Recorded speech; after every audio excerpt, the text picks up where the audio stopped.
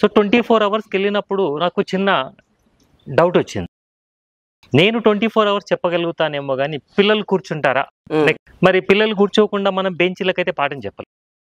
మరి పాఠం చెప్పాలి అంటే పిల్లలు కంపల్సరీ కావాలి. మరి స్టూడెంట్స్ కావాలి అంటే ఎట్లా అని చెప్పి నా అనుకున్నటువంటి ఒక 4-5 మంది విద్యార్థులకు రిక్వెస్ట్ చేశాను. అరే బేట 24 అవర్స్ మీరు కూర్చోండి.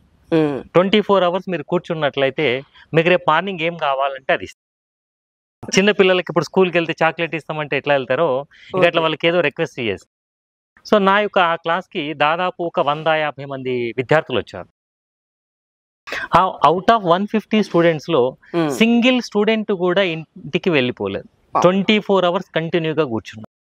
అమ్మాయిల పేరెంట్స్ నైట్లో వచ్చారు, వాళ్ళని తీసుకెళ్దామని కొందరు వచ్చి వాళ్ళు కూడా కూర్చున్నారు. ఒక ½ అన్ అవర్ కూర్చొని వాళ్ళు ఏమన్నారంటే అరే బేట మార్నింగ్ రండి అని చెప్పేసి వెళ్ళిపోయారు.